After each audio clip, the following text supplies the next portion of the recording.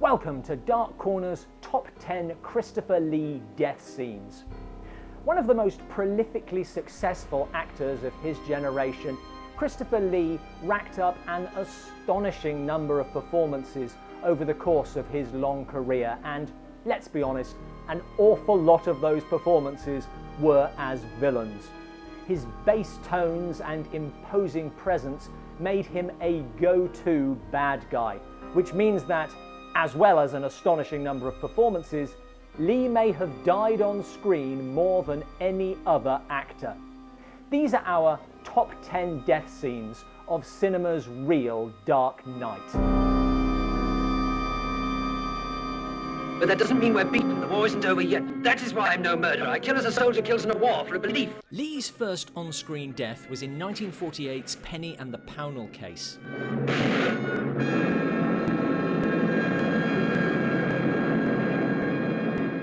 The director was apparently unimpressed, although I think it's quietly effective. But Lee would certainly have more memorable deaths, so for our number 10 slot, we've decided to open with the most spectacular final moments of the actor's most famous on-screen creation. I am Dracula, and I welcome you to my house. Obviously, there are a lot of Dracula deaths to choose from, so many that the word death may not be 100% appropriate, but even in a crowded field, you can't leave out Dracula has risen from the grave.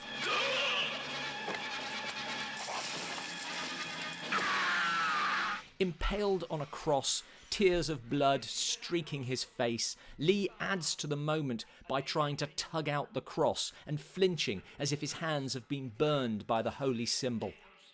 This scene was shot in front of the Lord Lieutenant of the County of Buckinghamshire, who had just awarded Hammer the Queen's Award for Industry, and given a speech in which he praised the company for not relying on scenes of actual personal violence. Right. There is an impressive diversity in the number of different ways in which Lee's characters meet their ends, although inevitably there is also some degree of repetition. He was stabbed 10 times, not counting stakes, and impaled 3 times, not counting stakes. He was crushed twice, drowned thrice, shot 8 times, burned 10 times, once via voodoo doll, and died of old age 3 times, not including the TV movie Captain America 2, in which he is artificially aged. In addition, he was choked 3 times, decapitated 3 times, staked 3 times, which actually seems weirdly low, and killed by sunshine just twice, though still probably more than most actors. The same number of times he was hit with a blunt instrument, zapped by aliens, and killed in a car crash. And half as many times as he fell from a height or got blown up, 4 each. In a long career of dying on screen, he's died of plague, air embolism, acid bath, and had his throat cut. He's been poisoned, disintegrated, trampled by horses, struck by lightning, electrocuted by a gremlin, deliberately crashed his own spaceship, and, seemingly, been killed by a church. And that's just the big screen releases. There's also some uncategorizables like Howling 2. Probably dead. But with all this variety, our number 9 pick is the most unique/unusual method of death. Do a little light, you bleeding Irish bastards! And Christopher Lee is perhaps the only man on film to die from Andy Serkis sitting on his face.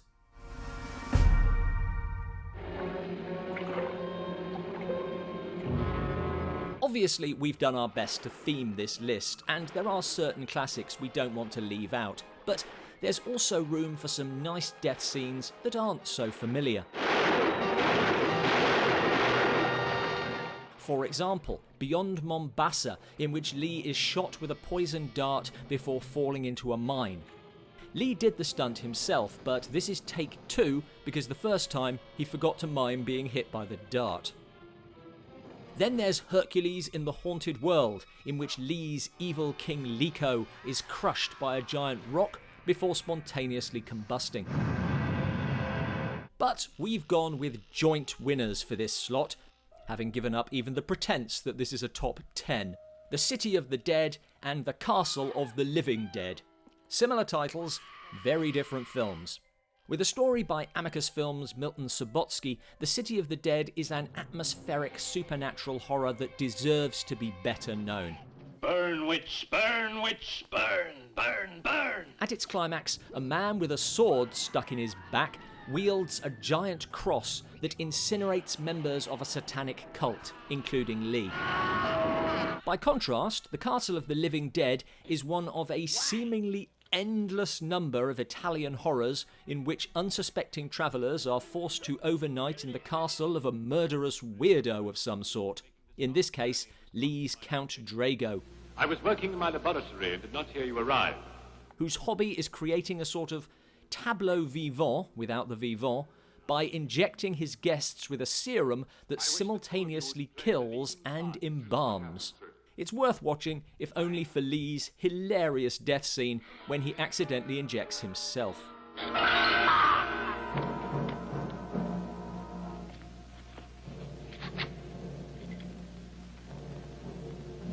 Although he's usually being killed by someone else, Lee's characters have, on occasion, hastened their own demise. For instance, in the Bolting Brothers comedy Private's Progress, in which Lee makes a brief and uncredited appearance as Major Schultz.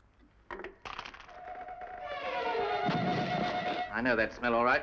Cyanide. There, it is unquestionably suicide. Horror Castle, or Virgin of Nuremberg, is more of a grey area. General! As Eric refuses to leave the side of his dead master. Farewell, Herr General. As we were before. Another one of those murderous Italian weirdos I mentioned, even as the castle burns around him. Astonishing. A virgin seal. 1998's Tales of the Mummy is another arguable one, as Lee's archaeologist is already disintegrating after unearthing the titular monster, but his cause of death... So, suicide, but he was going anyway. The most notable of these sort of sides is Hammer's The Terror of the Tongs. Not a film that has aged well in its casting or its attitudes, and writer Jimmy Sangster called it probably the second or third worst piece of writing I ever did. But in its final moments, it does manage to be quite moving, as Lee's Chung King acknowledges defeat with quiet dignity. May my ancestors look kindly upon me. Committing what amounts to suicide, albeit with the help of Roger Delgado.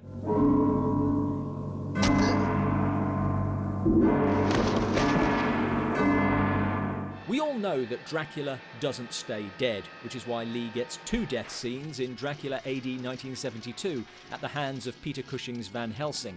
One of them great,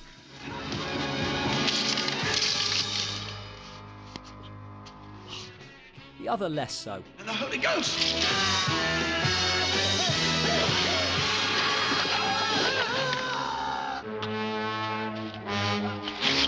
But this is not the only film in which Lee either won't stay dead or gets multiple deaths. In Arabian Adventure, the evil Alcazar is destroyed when his good alter ego is released, but the good one disappears too.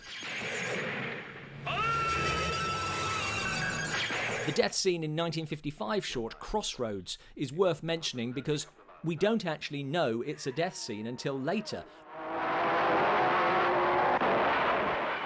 when it is revealed that Lee has returned from the dead on a quest for vengeance. This is the most interesting of Lee's early performances and only loses out on the number 6 spot because this is greatest death scenes, and while the film is interesting, the scene itself isn't great. Whether or not the death scenes in the torture chamber of Dr. Sadism are great largely depends on your definition of the word. They are memorable. The film sounds like another in the Italian murderous weirdo subgenre, but it's actually German, and opens with Lee's Count Regular, sounds as if Dracula added fibre to his diet, being torn apart by horses for his murder of 12 maidens.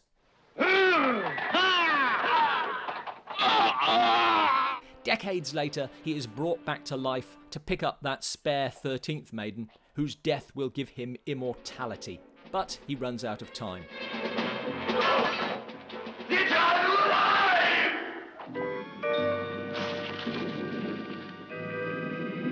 Honestly, this slot probably should have gone to Dracula AD 1972, but we already have quite a lot of Hammer.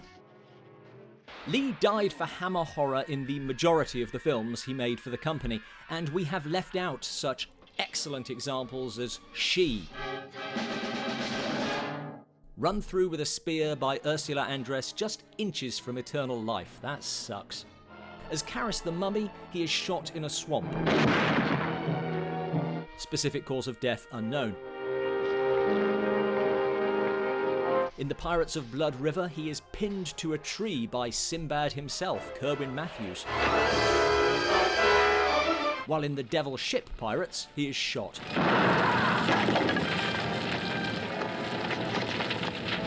In The Two Faces of Dr. Jekyll, he's bitten by a snake. And in To the Devil a Daughter, his last film for the company, he is hit in the head with a rock. We didn't intend this list to be so Hammer heavy, but there are films you just can't ignore. So our number 5 pick is The Curse of Frankenstein. This was Lee's first death for the company and one of his most memorable. Of course, this counts as a Lee death because he played the character, but that's not actually him, so let's pay tribute to stuntman Jock Easton, who did the burn and fall into an acid bath with a hangover because filming coincided with Hogmanay. Incidentally, although this is the only time Lee ended up in an acid bath, a year later in Corridors of Blood, Boris Karloff threw vitriol in his face. But he doesn't die. Still, close. The reluctance of Lee's characters to surrender to death has already been a feature of this list, and Catharsis is another example. One of Lee's least seen films, not even the actor himself watched it, and yet another example of an Italian film about a strange man living in a castle who takes in guests, Catharsis was later extended and re-released as Challenge the Devil, and is weird and boring in equal measure. At the end, Lee's old man simply sits as his castle burns around him. But a younger version of him is then discovered on the road by his former guests. But our number 4 pick is Rasputin in Hammer's Rasputin the Mad Monk, which is clearer, better, and unwilling to go quietly.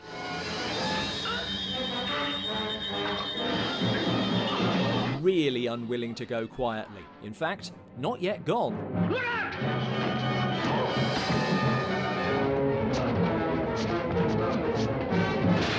The legends that surround the death of Rasputin actually have him surviving gunshot as well before being dropped into a river. This story is primarily based on the account of one of his assassins, Prince Felix Yusupov, who, by a strange coincidence, Lee met when the actor was a child. Incidentally, that frozen moat onto which Rasputin falls is the same under which Lee gets trapped at the end of Dracula Prince of Darkness, which we haven't included because in the next film, Dracula Has Risen from the Grave, it would appear that he was frozen alive. Or undead, I guess. Actors thrive on their ability to bring personal experience to a role, but that seldom applies to death scenes for obvious reasons. Still, Lee, like many of his generation, did have first-hand experience of death via his wartime service, and he died in more than one war film. In the 1957 film Ill Met by Moonlight, also known as Night Ambush, he makes a fatal trip to Dirk Bogart's dentist.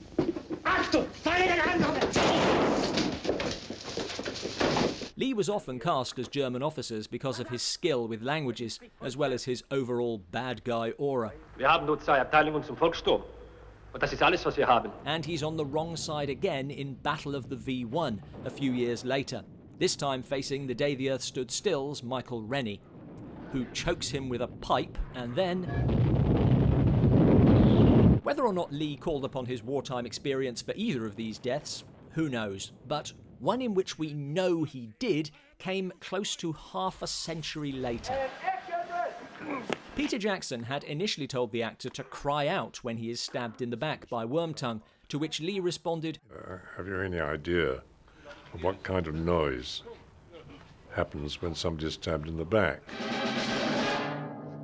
And I said, well, because I do. Oh, yeah. You see, it's not. Ah, like that.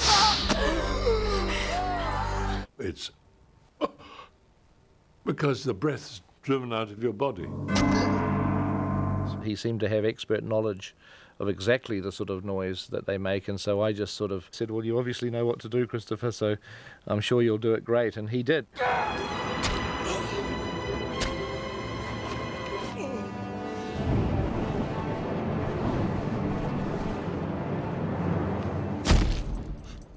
There was presumably a time when a large number of actors had this sort of knowledge, but Lee was the last of that generation. As well as personal experience, Lee did have acting training from the Rank Charm School, including fencing lessons, which came in useful throughout his career. And besides stealing, you dare to impersonate a knight? In 1955's The Dark Avenger, Lee had the honour of being killed by Errol Flynn in the actor's final swashbuckler, and acquired a permanent reminder of the fight as Flynn accidentally sliced his finger. It healed, but would always remain bent.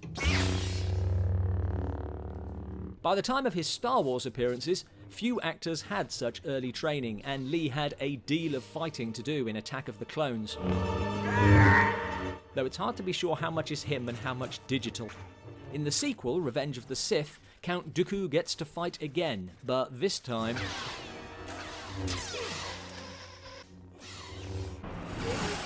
Incidentally, Lee would be decapitated again 5 years later in an entirely digital incarnation. We meet on the battlefield once again. In Tim Burton's Alice in Wonderland. Off with your head! But if you're looking for a great death by sword fight, then it's got to be this, from 1974's The Four Musketeers. Caught in the radiant light from a stained glass window, Lee has a messily realistic fight with Michael York's D'Artagnan, leaving both men exhausted. Until...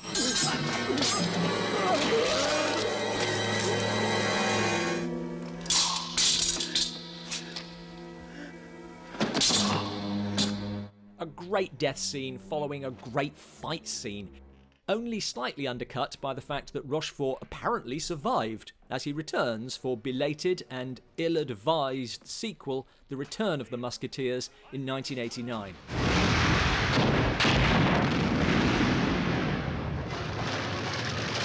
And so we arrive at number 1. And the only way to end this is with perhaps the greatest on-screen pairing in horror cinema, as well as one of the greatest off-screen friendships. The bond that existed between Lee and his frequent co-star Peter Cushing went well beyond workmates, but on screen they were frequent adversaries, and Cushing killed his friend in the region of 8 times. In The Mummy, it's not his finger on the trigger, but he is at least partly responsible. Now, Isabel! Ah! You've got to take a moment to admire this incendiary starefall from the Jekyll and Hyde inspired I, Monster. What a fall. All the way down the stairs. Wonderful. But then you always were good at falling from a great height. But the best of their encounters, conveniently for us, is also Lee's greatest death scene. So we end as we began, with the Hammer Dracula. Unimaginative? Probably, but not inaccurate. Dracula's demise in the 1957 film is not just a great death scene, but a great moment in horror history and film history. This is the film that made Lee a star, and without it, most of the deaths on this list would not have happened. It's a tour de force ending to a great film. It was reportedly Peter Cushing himself who suggested the more athletic finale, but it is Dracula's death throes that make the scene groundbreaking. While Bela Lugosi's death was reduced to an off-camera groan, and Count Orlok simply dissolved, Lee's Dracula gets the death scene which the character deserves. In every sense, aided by the makeup and special effects of Phil Leakey and Sid Pearson. What makes this number one is not just the spectacle and the first-rate performances. It's that this is a dramatically satisfying death. It's the perfect ending to the film. That's what makes a great death scene. All told, allowing for grey areas, did he or didn't he, does this count or doesn't it, Lee died 85 times in 82 films, 98 if you count TV. And I should say that the exhaustive research done to reach this tally, and which made this video possible, was not done by us, it was done by one of our Patreon supporters, purely because she wanted to see the video, which is nice. And also means that if you have any quibbles about that number, then we get to pass the buck. Whatever the specific number, it's an extraordinary figure, and another tribute, as if one were needed, to the dedication of the actor, giving his all right to the end.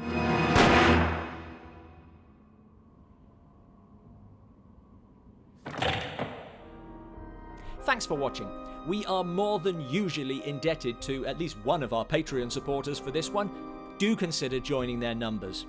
What are your favourite cinematic death scenes, Lee or otherwise? Let us know in the comments below. Now that's what I call music with rocks in.